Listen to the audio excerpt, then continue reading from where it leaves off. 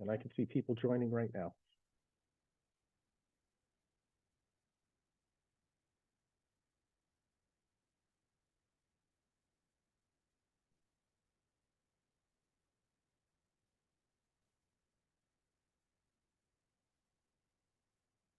I just want to let the audience know that I'm just waiting for everybody to log in. I'm going to give it another minute or so, and then we'll go ahead and start our program.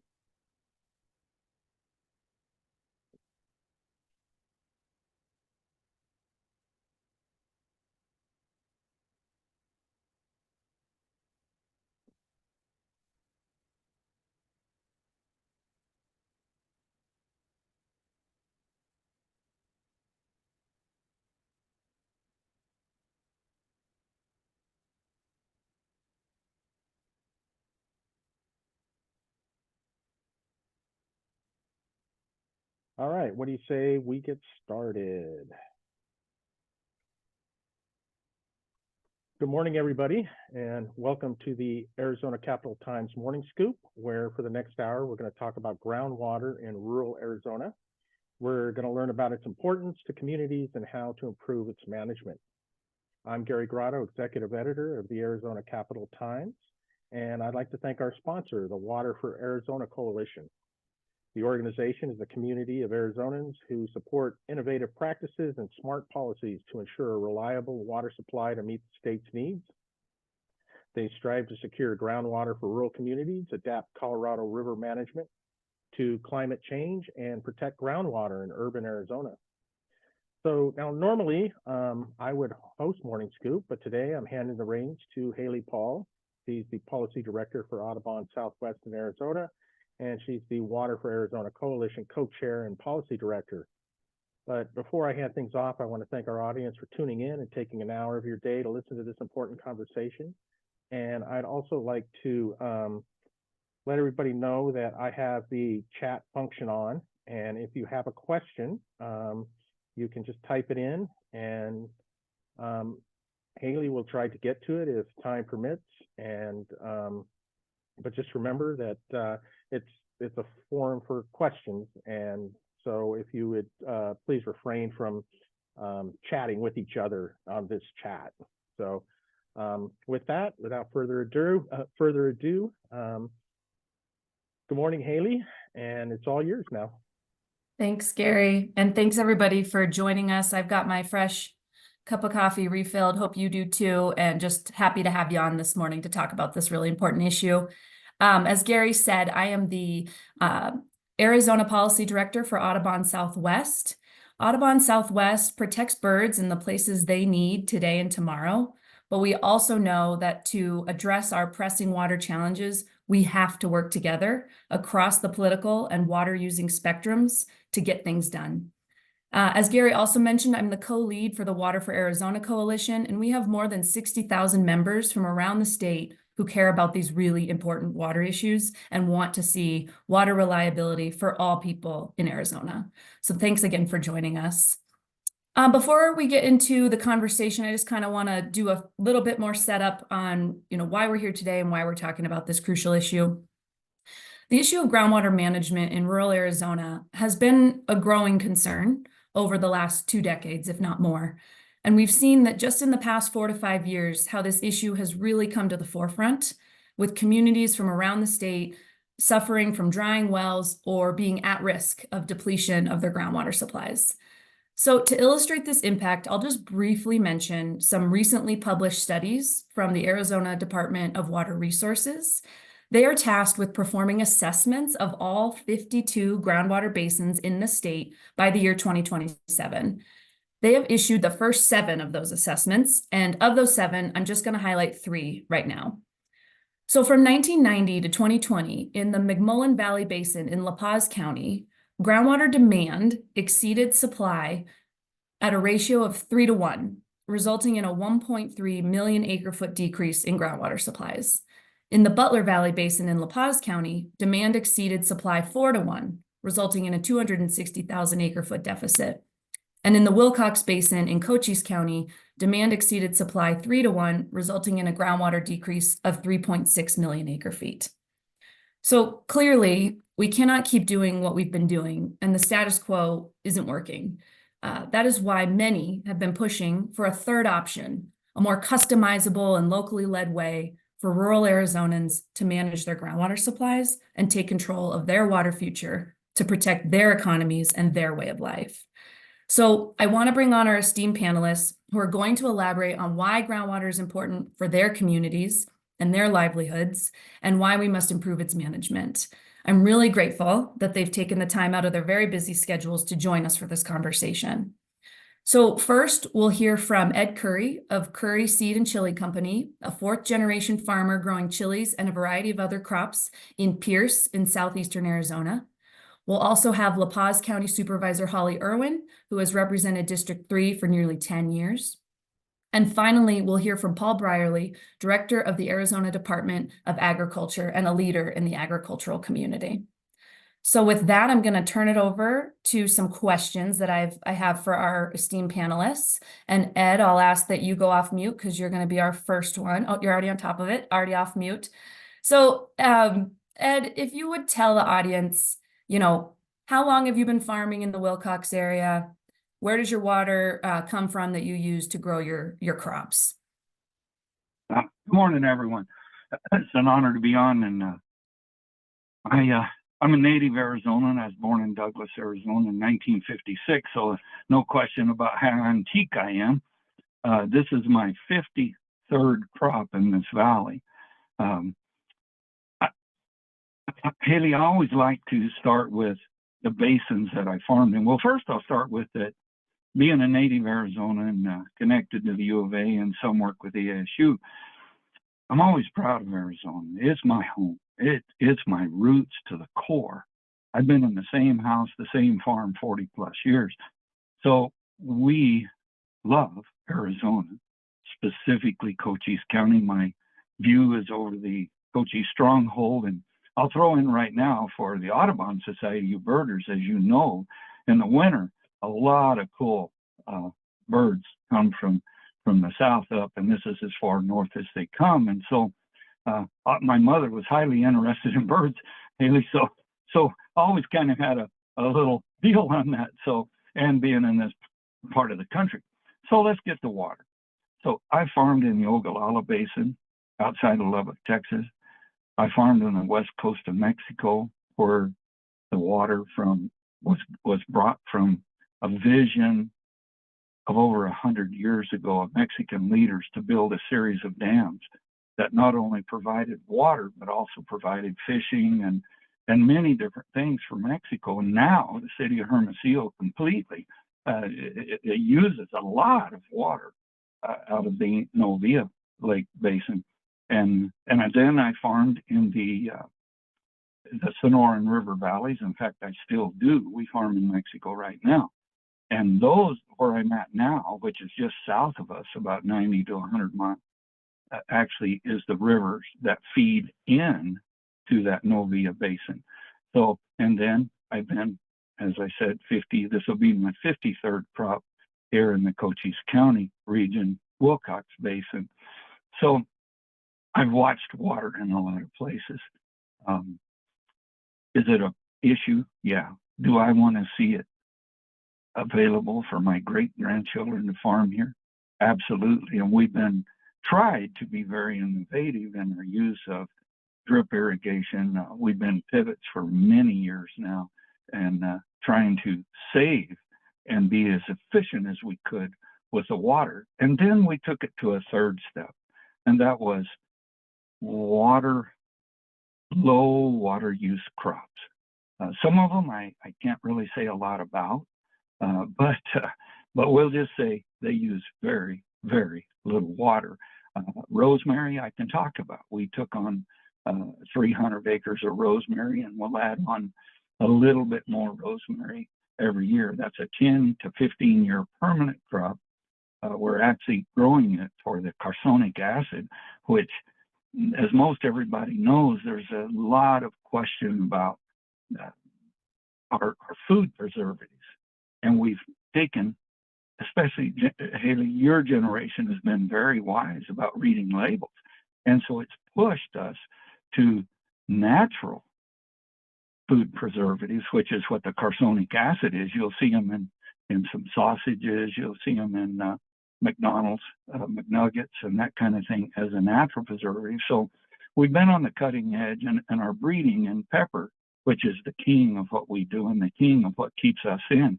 If you've ate a hatch chili in any form, you've ate us. We're in a large percentage as a base product and enchilada sauce that when you walk down a grocery style aisle, we're the base ingredient of much of that. So we've been blessed. I absolutely will say it that way. I've been able to do what I want all my life. People ask me if I want to retire. I want to die right here in the field doing what I do, looking out over this stronghold, this beautiful Cochise stronghold. How's that? That's great. And Ed, why did you invest so much in looking at alternative crops or low water use crops, drip irrigation, pivot, center pivot irrigation? What kind of drove you to be on the forefront of water conservation and water management on your farm? So, Haley, my father came here from Oklahoma in 1952.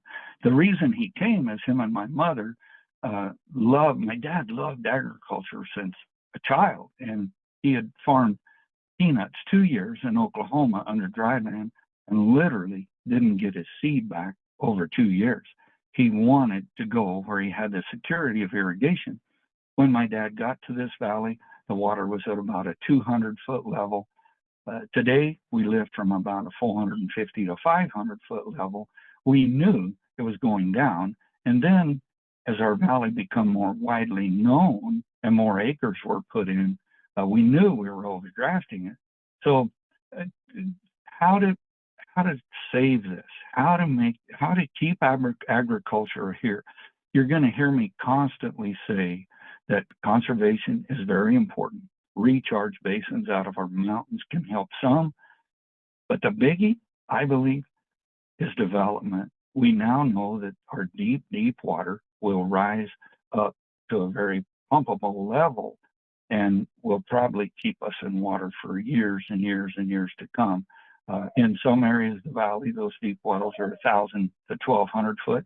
In other areas, it's more like 2,500 to 3,000. But either way, there's ways to do it. But then we got to protect the homeowner. What about the homeowner? They can't afford to drill that deep. And that's where you're going to hear me talk about a rural water system and possibly even an irrigation district that incorporates these deep wells. I believe those deep wells will be here a long, long time. What we see in the history from the 70s to now, the deeper wells haven't varied much at all. It's been the shallow water that has, and it's caused some ground subsidence and those kind of things, which caused a lot of caution and concern. And as the homeowner started losing their 300-foot water, often the homeowner had a very limited income. And to try to deepen a well that cost many thousands, then to me, to be good stewards, we got to help them too. How do we do that? Well, number one, we conserve. Number two, we take our deep water just strictly for agriculture. Number three, we develop a rural water system. And our crop usage, to your point, chili uses more water.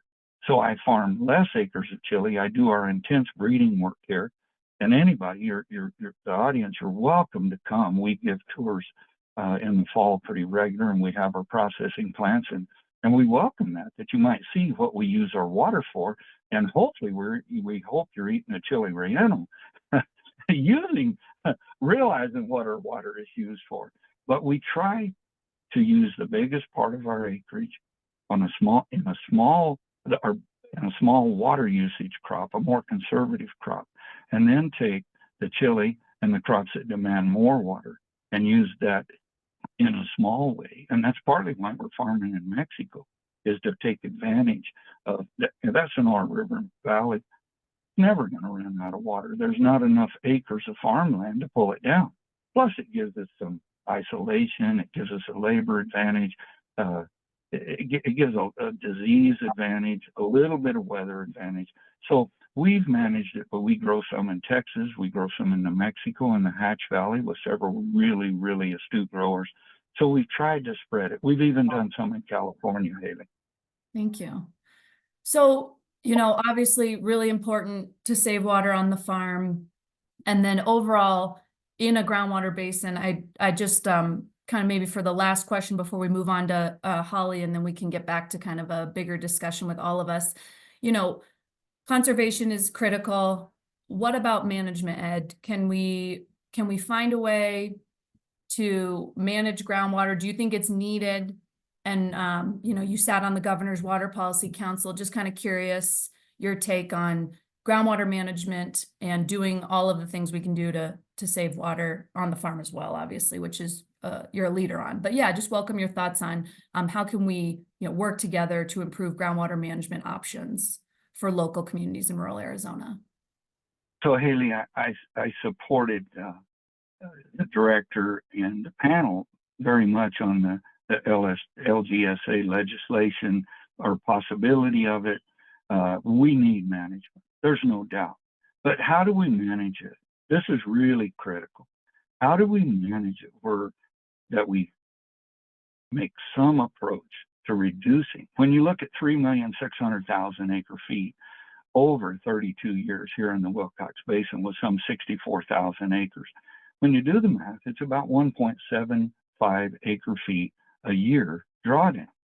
So how do we reverse that? And again, I'm going to go back to development. The sunset clause in the LGSA legislation or proposition to put forth has every 10 years, we'll look at this thing. I live my life in science. We do genetic work. That's what makes our living. Is technically we sell technology in pepper seed. So I believe in science. I believe that we will develop new ways to have water. I believe that there's many, many areas that we haven't explored yet. And, it's interesting when you follow the pioneers that came here. They found the river valleys in Arizona that had water back in the 1800s, same in Mexico. And so water is life. And so how do we keep that for the future generation? So yes, Holly, I'm very much about let's make a direct approach to a proper management. I'm good friends with Gail Griffin, and Gail has made many efforts, and I try to work with Gail and look at the plans, tell her what we see, and hopefully together we can all come together. That's what we got to do. If our founding fathers had not come together, to quote Tom Davis, we'd have 13 separate unions. But instead, we got the United States. Now, we got to quit infighting. We got to quit having the far left and the far right, Haley. We got to come together and put our heads together. And yeah, that means give and take on both sides of the aisle. But how do we do this to make it so that our great-grandchildren can live right here, as I have looked over 40 years of this beautiful Stronghold View, and make a living in agriculture, and yet have water for the homesteaders, the families, the homeowner. So it's a fine balance. But yes, management is critical, Haley. Thank you, Ed. I really appreciate your perspective and sharing your story. Thank you a lot. Very much appreciate that. And we might come back if we have time. So appreciate that, Ed. Thank you. So Supervisor Irwin, I'm going to turn to you. You have been a leader on this issue for many years. Your community is often in the news, in the headlines. And Western Arizona groundwater issues have been, very prominent. So you've been vocal about the need to improve Arizona's groundwater management for your community so it can protect its livelihood and its future. As a county supervisor in La Paz County in Western Arizona, what are you most concerned about when it comes to your groundwater supplies? Well, Haley, thank you so much for giving me this opportunity to be able to speak with you all today. And Mr. Curry makes me want to go out and buy some chili so I can make some chili rellenos. But yeah, I've been just a little bit of history on myself. I was elected back in 2008, been serving in this capacity since 2009. Groundwater became an issue in 2015. So that's how long I've been having to deal with the water issues, in La Paz County, and really learning about it. Because, with my job, you don't really notice what the problems are until they come in front of you and they're presented. And I started getting calls from residents and stuff that were experiencing issues with their wells drying up. And so it prompted me to start digging in and seeing what La Paz County has, what basins we have, only to find out that, we have 3 unrestricted basins in La Paz County. So it wasn't just in my district, but people in District 2 were experiencing these problems as well. So the first thing that, that I sought to do was to reach out to the state to say, hey, look, we've got some issues. We need to get some hydrology studies done. I had put in a request to ADWR for an updated hydrology study on the McMullen Valley Basin that you mentioned. We're in 2024 and it's yet to be done. And in the meantime, we continue to see the mass pumping that's going on. And, and it's really disturbing because every time, it seems like we're getting some sort of legislation or getting closer to some sort of management practices, we can't seem to pull the legislatures together to get something to be passed to help protect our farmers, to help protect the people that I represent. And, and it's really sad because this is a bipartisan issue. Water, everybody depends on water, whether it's for future development, for our future generations. La Paz County is made up with a lot of retirees, people that moved here to thinking that they would be settling here and enjoying the rest of their, the rest of their days and stuff, not having to plan on their well going dry and dropping $30,000 to $50,000 to replace their well. So it's been a very frustrating issue having to deal with, especially with a small county like La Paz. But we have these issues throughout the county, and it's something I won't give up on as long as I'm in this position. Well, your community is lucky to have you. So you kind of mentioned a recent influx, like a kind of a new trend that wasn't maybe happening before. So that's kind of been the crux of the issue in your community, this recent influx that seems to be impacting existing agricultural users as well as residential well owners. So with that, I mean, do you want to elaborate any more on that with the recentness? I can. What we've seen too is which has been a topic in the news as well, has been the foreign companies that have came here. With unrestricted basins, to those that are watching that may or may not be familiar with water, there with lack of restrictions on any of this, anybody can come buy a piece of property out here. If they want to farm it, they can put as many wells on that property that they wish. And we've seen that happening, within the last probably 7 or 8 years. You see more and more, and it's a deep concern because it's like a free-for-all. And some of these companies have already depleted their resources in their own country. That's why they're here. And and it's a real concern because they're pumping out massive amounts of water, and it's affecting the people around them. Right. So do you think that the recent decisions to revoke a few of those state land leases are going to help your area? I do, the other part of that is, okay, well, who's going to come in next? Is it, whether it's another foreign company or if it's just, somebody from the United States, we're still going to have that problem of pumping water out. But the issue with that particular lease wasn't just the water. It was the fact that they were given those leases at discounted rates, and that directly affects our beneficiaries, which is our school districts, fire districts, the monies that we should be receiving at a top rate for those leases that we were not getting, because not only are you taking water out of the ground, at a massive rate, but you're also taking the kids' education away from them by not allowing La Paz County to receive the funding that they should be getting for top market value of those leases. Yeah, thank you. So you've talked about the need for groundwater modeling, better understanding of, what's going on in the basins in your county.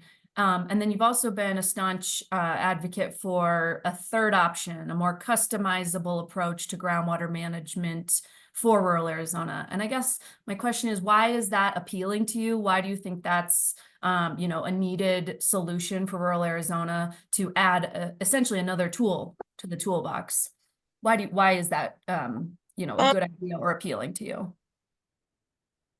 Well, and these groundwater designations have been here for years, right? So it's time that we do need to go back and take a look at those, what they had done in the past, what conditions are we living under now that they did talk about 40 years ago, and now we're seeing it in real time. And we do need an alternative because we're seeing the effects of what happens when you do put an AMA designation, in a specific basin. Now you've limited the ability for future growth in areas, and now it's forcing those developers to have to look for water elsewhere. Guess who's the target? We are. We become the sacrificial lamb when they're having to pull water from different areas so they can continue to develop. We need an alternative other than an AMA, to address some of the restrictions that are underneath AMAs, if that makes sense. Yeah. So, how does and this is kind of a theme that I've heard is, urban Arizona has had that more water certainty because they've had planning tools and management tools. Is there a parallel for rural Arizona? Is having that third option helpful so that rural Arizona can plan and manage its water future? I guess anything you want to comment on the ability, kind of parity. So urban has tools, but rural has kind of been left out of it. Does a third option kind of give rural Arizona more of that ability to plan and secure its water future? I don't know if you have any comments on that. Yeah, yes, it does. And the thing of it is because we are unrestricted right now, there is no protection. We can't. How do you plan for a future? Number one, and and this is something that I've been sounding off on. We need to find out what we have underneath within these aquifers. We don't. We don't have updated data. We need to get the updated information so we know how we can plan for our future and move forward. And to me, it's been really frustrating because you continue to see the issuance of permits being allowed from the state, so wells can be put in so they can continue to mass pump, and without any restrictions. So we need to do something to stop that now, at least as far as I'm concerned. Put a halt on these permits till we can find out what's going in, how much water we have underneath the ground. To me, that's just a common sense study, or something that needs to be put in place so we can find out what we have so we can plan for our future, but also have a mechanism in place to help us protect that as well. Got it. Thank you. How do you think we can work together to improve groundwater management options for local communities in rural Arizona? Do you see kind of a path forward, or how can we get this done? How can we talk with each other, work together so that rural Arizona does have some of the management tools that it's been seeking? Well, my biggest thing is communication. You have to communicate with it seems that we have this divide. It's either yes, we're going to support this, or no, we're not. We need to get the people in the room, get them around a table. Let's throw it out there. If one side is, what is your issue? What can you live with? What can we live with? You know what I mean? Get everybody together, but there has to be a compromise, somewhere. And if you're not willing to even entertain that idea, then what are we doing? Everybody needs to come together on this issue. We need to really take a look at it, not just for La Paz County, but, all across the state. We have water issues all over the place. And, as far as I'm concerned, my residents need to be protected. Farmers need to be protected. Everybody does as far as groundwater goes. And, it's going to take all of us to come together to find a solution and really get to the bottom of what can work for everybody. Thank you. I appreciate that. Anything else you want to add before we go over to Director Brierley that I didn't cover or ask you that you think this community that's listening in should know about for your area? No, I think I pretty much covered it, and I really appreciate you giving me the opportunity to continue to put the word out there and the message of how critical it is right now that we try to find some sort of solution, and we really need our legislatures to step up and represent us all down there and do something for the rural areas with the groundwater that we have that's unprotected. Thank you. Appreciate it. All right. So now let's turn it over to Director Brierly, the Director of the Arizona Department of Agriculture. Paul, before coming to the Department of Ag, you were the Executive Director at the Yuma Center for Desert Agriculture. I probably got the name of that wrong. I think there was an excellence in there, the Yuma Center for Excellence of Desert Agriculture. But I wanted you to tell us, if you would, a little bit more about some of the innovative technologies that conserve water that you worked on. Yeah, we would love to hear more about all the innovation that has been happening in the agricultural sector. You bet, Haley. Thanks for having me on. A little bit about my background. I grew up in production ag. I've spent 30 plus years in various facets of Arizona agriculture. So I've been in production ag. I've been on the technology side. I took a little detour to become a electrical engineer and computer scientist. I've been in the policy world and I've been in the research world. So yeah, that time at the Yuma Center of Excellence for Desert Agriculture, which was is a public-private partnership between the ag industry and the University of Arizona. And I think that's key to point out, is that a lot of good stuff came out of there. And I believe it was because of that collaboration between the ag industry and the researchers. It's really hard to have effective things put into place and actually get implemented and make a difference unless you're working with the ag producers, because they're the ones that understand what happens on the ground and what works and what doesn't. So that's kind of a theme throughout my life, really, including where I'm at now, is how do you collaborate with the industry so that things really are workable. So yeah, so my goal in all that I've done is really to keep agriculture viable, even in a drying climate. How do we keep ag productive and profitable? So what we did at the Yuma Center was a lot of different projects to address the pressing problems of agriculture. How do we keep them productive and profitable?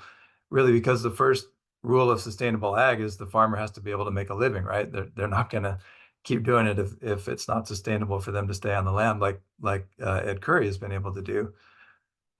So our biggest project by far was one that was focused on irrigation management and soil salinity. Turns out in the West, especially, that salts in the soil is kind of the limiting factor of how efficient you can get with water. So we used in-field instrumentation, really expensive scientific instruments, satellites and drones that did monitoring, and all that data gathered told us exactly what the different crops needed. So you have to give enough water for what the crops need, and then on top of that, you have to do some leaching of the salts that accumulate. And so we measured the impact of different crops and different irrigation methods on that salt buildup in the soil, because again, that's an important part of water use. And what we found was, for a lot of the crops in Yuma, they were actually too efficient in their irrigation, which I know people pull their hair out and say, what do you mean too efficient? You always want to be more efficient. But again, if all you're watering, if the only water you're providing is what the crop needs, you're going to have salt buildup, and eventually that soil is not going to it's not going to be sustainable. It's not going to be able to produce the crops. And so with all that data and the database that we collected, that can be used by other researchers. It was used by us to develop a mobile app on the phone that can help tell producers, and this isn't really novel, is how much they need to water, when they need to water. But one thing that was novel with this was using satellite data and the models from the data that we got to know exactly what was happening with the salt balance too. So you knew whether you were doing the leaching you needed or you needed to do more leaching. So it turns out, once you get down to that kind of level of data that you have and the efficiency that you are, it gets hard to get more efficient with purely just irrigation methodology. So, so kind of the next effort that we launched and is ongoing now is focused on soil health. How do you improve soil health? Because if you do that, the soil has more water holding capacity. You don't have to put on as much water. You don't have to put on as much fertilizer and other things because there's more nutrients available in the soil, and the crops are more resistant to diseases and pests. And so soil health is, I think, a real close corollary to water efficiency, just because for agriculture that'll help us use less and still be productive. And other opportunities, you can get into sensors. One of the pushes for broadband networks, broadband communications out in the rural areas, is so that ag tech can be used. In Yuma County, we worked on, and they're in the middle of putting in broadband throughout the county, and the intent really was not just to serve all the people and businesses, but to allow, you can't drag fiber optics behind a tractor. So you wanted to know that any field you pull into with an automated piece of equipment or with a drone that's going to be doing some sensing or automated harvester, you're going to have access to the internet and be able to utilize the data, the models, the decision tools, and all that adds to agriculture's efficiency. And then beyond that, you can get into breeding different crops that are less water intensive, more drought tolerant, more salt tolerant. You can choose rotation crops that help build up the soil. And ultimately, if ever the economics sort of dictated it, you could look at agrivoltaics or controlled environment agriculture, indoor agriculture. So those are some of the ideas. Mm-hmm. So fiber optics and rural broadband, not just to make our Zoom calls better, but to, improve water conservation and efficiency. That's great. That's right. And it's, by the way, it's a good economic development opportunity too. I mean, Arizona is a place, and we have a lot of specialty crops. We grow chilies like Ed, we grow winter produce, we grow roses, a lot of specialty crops that are higher value, and they can, not that they always make a profit, I'm not implying that, but it does leave room for implementing technology where it can prove out that it's going to help. So we're really a key place that technology can be implemented for agriculture, and having that broadband infrastructure, I think, is going to make us the place that not only can use that technology, but can actually develop it. Mm-hmm. Thank you. And you kind of alluded to this, but agriculture is obviously really important to many rural communities throughout the state. As in your experience in agriculture, in your career, have you seen agriculture use less water and remain successful? Yeah, I have. It's and first of all, it is super important. You're right. I mean, it's in 2017 dollars, which we know are not today's dollars. Agriculture has a $23+ billion impact to Arizona's economy. A place like Yuma County is in the top 0.1% of all counties in the country in terms of different measures of ag production. So it really is key to a lot of our rural areas, and it's key to our food supply. So I mentioned Yuma; they're kind of a model of irrigation efficiency. Some of the biggest savings really come from the most basic improvements, though: concrete lining of ditches, leveling of fields, so you don't have runoff and you have much more uniform application, sprinklers, drip systems, even covering canals, which the Gila River Indian community is about to try. So some of the most basic improvements are the easiest ways to get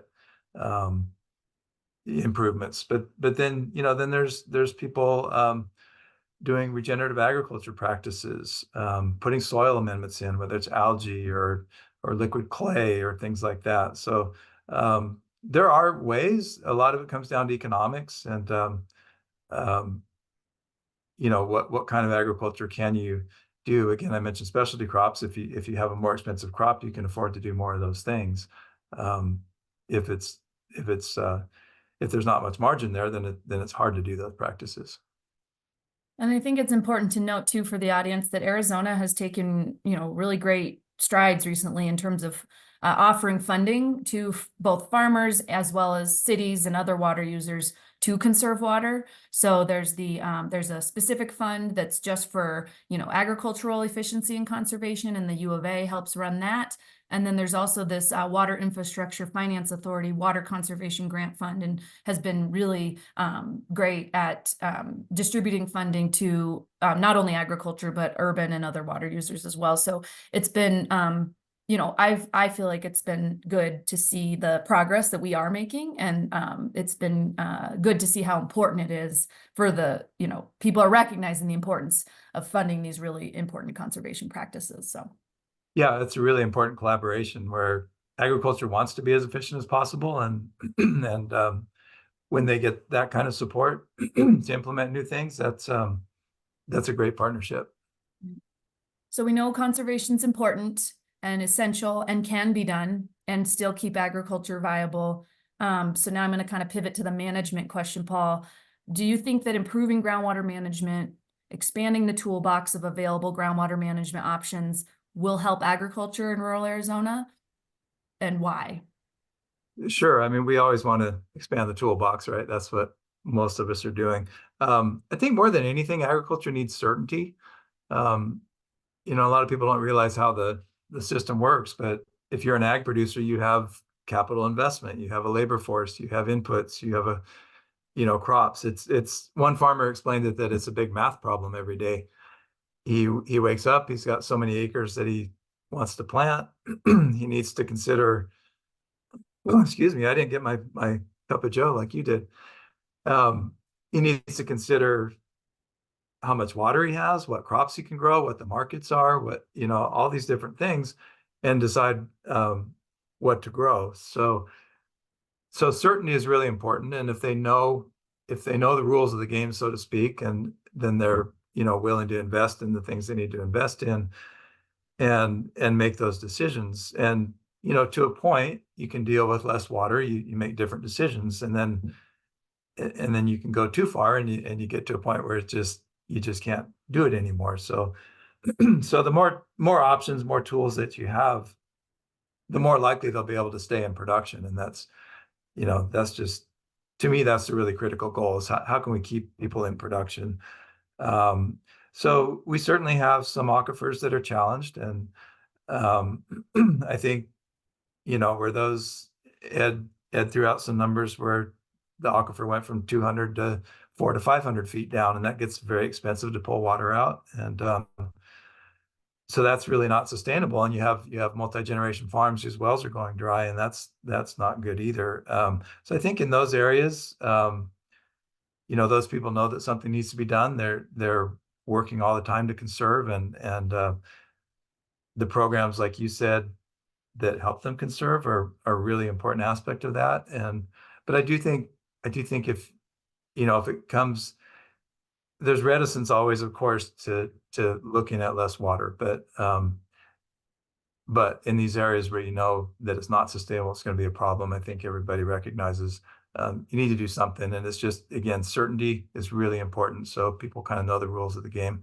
Local input, local control is important too. Great, thank you for that. And then, do you have thoughts? I've kind of been asking each person, how do you think we can work together to improve groundwater management options for local communities in rural Arizona? If you have any thoughts on that. Yeah, I do. And like I say, it's agriculture's rightly leery of the intentions of, they feel like they got a big target on their back, and they're producing food, not just for the nation, but even local, the dairy that we produce locally here, and everything else. And so that's, that, and supporting our rural economies is admirable and should be really lauded. I think the big thing is ag needs to be part of the conversation. That's, again, too often people come up with the easy solutions. Well, they should fallow, or they should grow different crops, or they should do this, or they should do that. And without really realizing, again, what it takes to do it and why they do what they do, because they, believe me, put a lot of thought into what they do. They don't just go out and decide they're going to, hey, let's grow alfalfa because it uses a lot of water. I mean, if you look at it, alfalfa actually is, if you look at purely taking a unit of water and sunlight and turning it into protein, whether that's milk or beef, alfalfa is the best way to do that. And, yes, it takes a lot of water, but you got to look at what does it produce. And so, so just things like that show me the importance of agriculture being part of the conversation. And then I think, and you mentioned the funding, and I think we're at a pretty unique time where there is a lot of funding from the federal government, from the state government, through the universities. There's funding for research, there's funding for conservation programs. And I think that's just, to me, that's really exciting because it does give the opportunity to try some of these new ways of doing things. And we know, I mean, even in a place like Yuma where stuff is done so efficiently and people will say, well, this is the best we can possibly do. And it's, well, it's really, really good. But you can't tell me that 50 years from now, we're not going to look back and say, hey, can you believe they farmed that way? Because this is the way we do it today. So, that intersection of agriculture and technology is really where my background has led me. And it's exciting to me that we live in this time. And I hope that 50 years down the road, Ed mentioned the sunset provisions needed for these kind of regulatory frameworks. And I hope that 50 years down the road, technology has made it where water is not the issue anymore. And we're producing lots of food and doing it in an economically viable way. Appreciate that, Paul. Thank you for your perspective. And I do think, Arizona leaning into the fact that it is an arid state and owning that and being the most innovative leaders that we can be in all the water using sectors is certainly something we can all strive for. And I am optimistic that we will get there along with, proper management and conservation and innovation. So really appreciate all three of your perspectives. We've got some questions in the chat that I can ask, but I thought I'd give you three an opportunity before I start asking. Probably I'll just take a couple. If you three have anything you want to ask each other or, add on. Haley. Go ahead. Go ahead, Paul. I was just going to add on, Haley, you said something that jogged my memory. I think Arizona is absolutely the place that should solve these problems. We have state level initiatives on electric vehicle manufacturing, on chip making, on biosciences. That's all great, but the thing that we really ought to be leaning into and solving as a statewide initiative is dealing with arid land. What do we do with our arid lands, and how do we? This is an amazing place for agriculture production. I mean, we don't farm in the desert in spite of the desert. We farm here because of the desert. The productivity is off the charts, even per unit water, what we produce. And so I just hope that Arizona as a state leans in and becomes the place to solve these problems. Thanks. So, Haley, I'll throw in. First off, I want to say, I mentioned Gail. I want to mention Patrick Adams with the governor's office. Patrick has been nothing but astute. Have we been crossways? Sure, because we're dealing with a very important issue. And yet, Patrick's integrity has always floated to the top. Gail's integrity has floated to the top. I believe we can come together. I want to make one, and that's really important that we come together on this. We got to come together. But flood irrigation versus drip. In our county, many years ago, when we went to pivot, we went from 5 acre feet per acre per crop to 2.5 acre feet on the average crop. That's huge. Now, the rest of Arizona, I've made the comment that the elephant in the room is that we need drip irrigation in many more acres. I believe that, but I also respect that those respective areas have salt issues of what Paul mentioned, those type of things. And I think it's important that technology be the cutting edge. I love Paul's statement that we don't farm here because of the desert or in spite of the desert. The desert is productive. Holy cow, we're at 4,200 feet here in Cochise County. We bring rosemary in here and it's highly productive. And nobody knew that. But it's kind of a half arid desert crop. We can make a crop of rosemary on 18 inches of water. And we think we can do drip, and we're taking advantage of some of the programs the U of A are doing. We think we can cut that even less. So if we take technology and we really push it, the soil health part that he mentioned, it's huge. So how do we work technology? How do we reach into the black box of developing? You will constantly hear me say, develop, develop, develop. And then you will constantly hear me talk about capturing rain, capture from our mountains. There's a lot of runoff here. How do we do it? How do we gather it?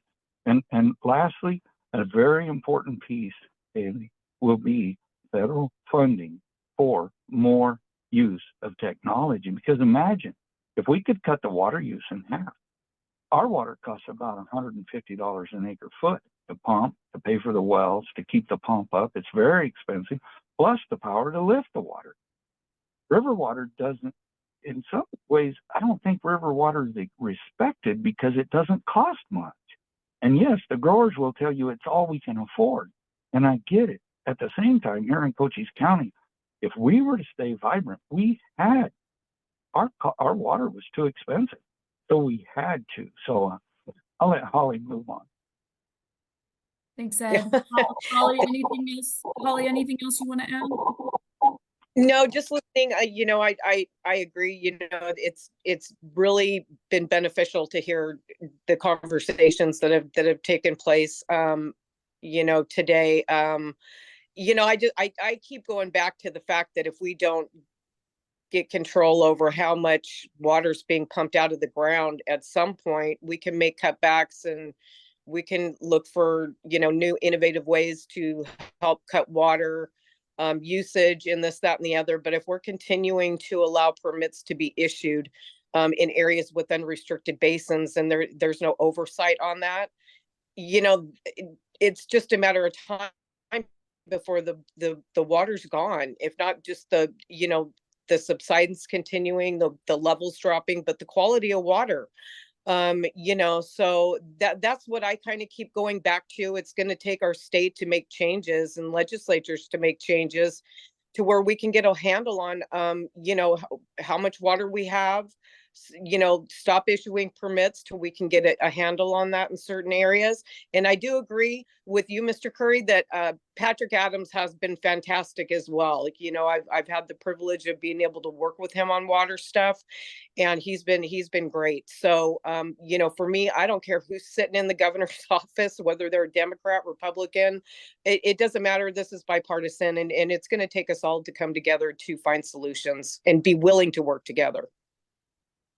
Thank you. And that's true. If there's ever an issue that crosses the political divides, I do agree. I think water is one of them. I appreciate everyone joining today. I know it was kind of maybe the 201, groundwater 201 instead of 101. We've been talking about these issues for a few years, but also recognize that there are some terms that we threw out and language that we use. So I'm just going to address a couple of those. So there were questions on, what is an active management area? So that's the current, basically the big tool we have in the toolbox that is was passed in 1980. And is kind of more of a prescriptive and state-led way of managing groundwater. And right now there are active management areas throughout the state, but mainly in the urban areas. There's Prescott active management area, and then there's a Santa Cruz active management area. And then recently, by a vote of the people last November 2022, there's a Douglas active management area. So it's a way of managing groundwater. It is a management option. And then there's also irrigation non-expansion areas, and that is another tool. But there's been just kind of over the years growing recognition that those tools maybe aren't quite the right fit for rural Arizona. And that's why we keep talking about this third option. And so Ed mentioned local groundwater stewardship areas, which was a concept from last legislative session. And then there was a question in the chat about, are there bills right now? So right now, there have not been bills introduced, but we expect them soon. We expect maybe a couple versions of rural groundwater management to be introduced, and we're anxious to, learn more about those, dig into them, and talk with stakeholders, including the folks on this call, about what they think and maybe how we can come together to pass something that is meaningful, protective for rural Arizona, but gives flexibility so that people like Ed can keep farming and innovating.